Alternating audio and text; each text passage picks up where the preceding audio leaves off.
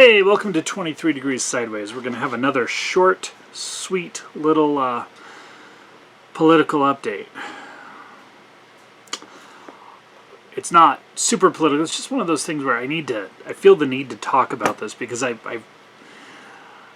back in January, I predicted a whole bunch of stuff. I was wrong about one thing. I thought Nancy was going to go further in her attempt to get Washington's management changed. And the coronavirus got in the way. It was kind of amusing to me to watch, sadly amusing to watch the rest of my predictions. The school closures, the lockdowns, the runs on goods, the Sovietization of the American economy. Kind of sad to watch all that happen. So now I'm talking about other stuff. I figure I'll just put this out here. If I'm right 1 in 10 times, I'll probably go viral.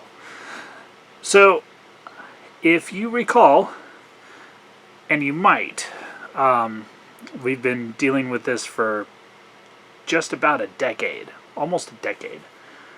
Right at a decade. You will recall that protest movements in the past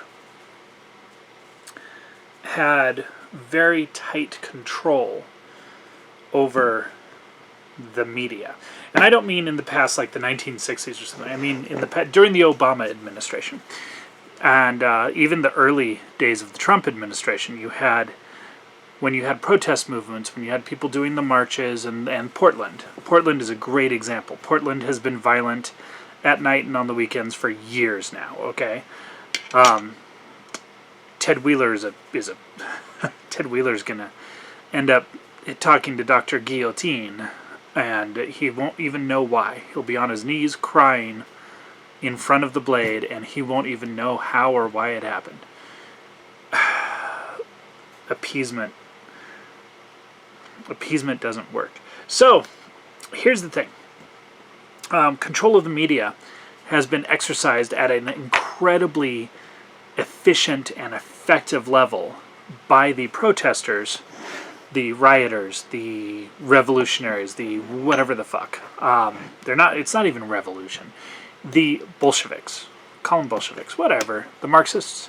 That's too lame. They need a better word. The modern fascists. They hate that. But they have been controlling the media and the reporting and the information access very well for nearly a decade. It's pretty amazing, You wouldn't think that the Wobblies actually have that much reach anymore, but there are multi-generational groups, cells of Wobblies running around with military training. There are the CP, the DSA. The DSA is a bunch of fucking useful idiot losers, but, they can't even handle snapping their fingers anymore. They got to do jazz hands, and if you do it too fast, it makes people uncomfortable. Whatever. So, back on topic, since I'm 3.5 minutes into this. Control of information has been a very strong point for all of the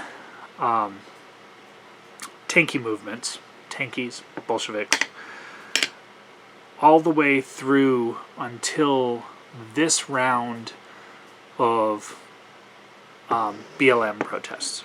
So as the riots started, you ended up with a lot more people running around. Anyone can go to the dollar store right now and buy a paramedic or a press hat or a patch to put on their vest. I've got one that says range safety officer. Maybe I should go wear that at a demonstration. So I've got a mouse. So the information control has been pretty steady up until recently. And I think that they haven't actually pushed it because it's been working in their favor.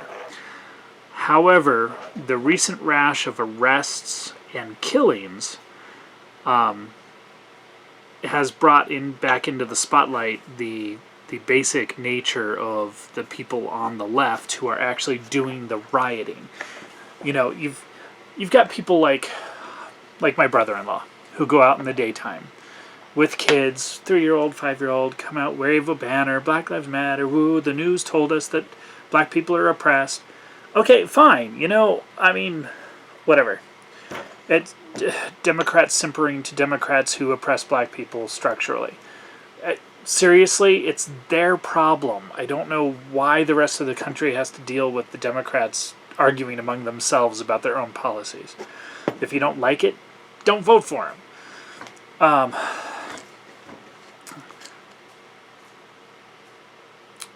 But the movements themselves are run by people who are avowed Marxists. They'll say it.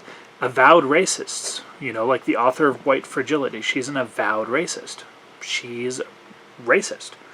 You know, the founders of Black Lives Matter. I'm a trained Marxist. Okay, whatever the hell that means. These people, the ones who are behind them, are in positions where they can recruit. I don't know how they manage to recruit domestic violence convicts so reliably, but if you do notice, every time the news comes out about one of these guys, it's domestic violence conviction. Domestic violence conviction. It's crazy. The guy in Portland with the boot to the head, 2 of the guys who were shot in Kenosha. And I mean, this goes on. This goes back for years. In Portland, it's kind of like a given thing, you know.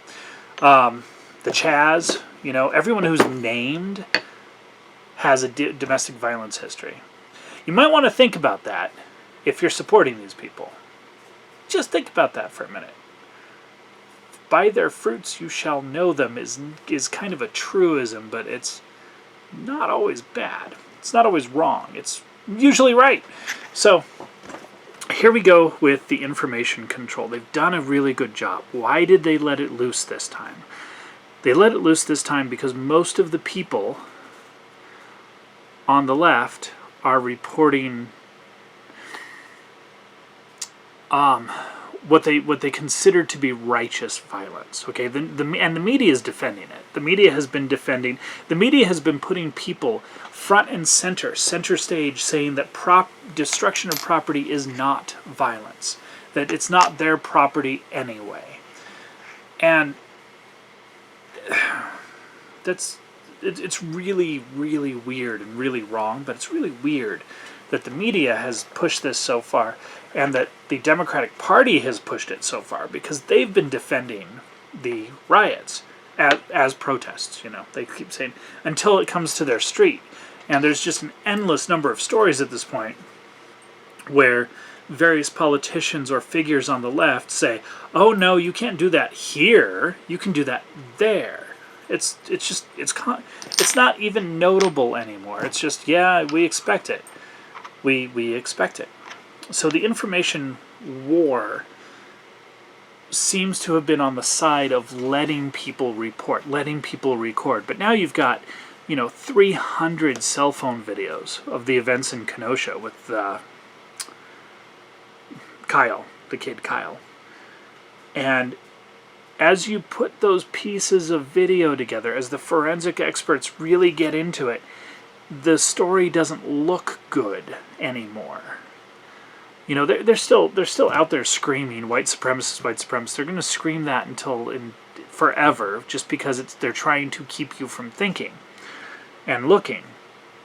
But I expect that they're losing control. They're losing the positive aspects of letting everyone run around filming, and they're going to lock it down. I expect to see that news about that starting to hit really soon. I expect to see a lot of news about no reporters allowed here, no press allowed here, press go home. I expect that to start happening, okay? And it's not going to be organic. It might look organic, but it's not going to be organic. I think that they have lost control or lost the positive benefits of the current information strategy, and that they are going to make a shift to control and try to not let you see or hear what they are doing, except under very specific circumstances, like with the universities and all the prior protests. You're only allowed to report if you're the right person. I think that's going to happen again.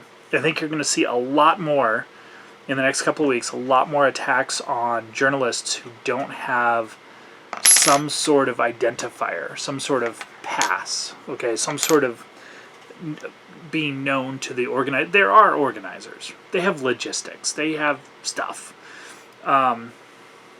So expect to see that. If the organizers don't know you and approve of you, you're going to get a boot to the head, literally, or a brick to the head, whatever. So that's my next prediction. I don't know how effective they're going to be. I don't know if they can do it at this point. It's at the point now where there's just too much. You know, there's too many activists out there who are using their phones to prove that they're out there trying to beat up white people. So that's gonna be really hard to control, getting rid of the cell phone data.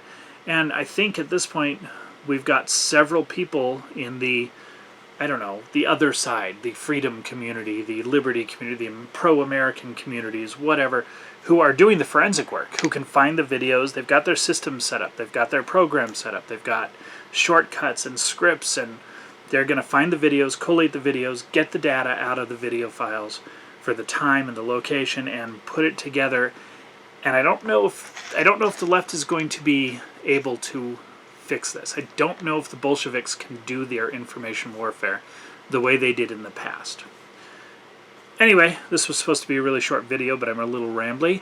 This is your warning. Expect the information lockdown from the Bolsheviks to start coming down the pipe. Stay sideways.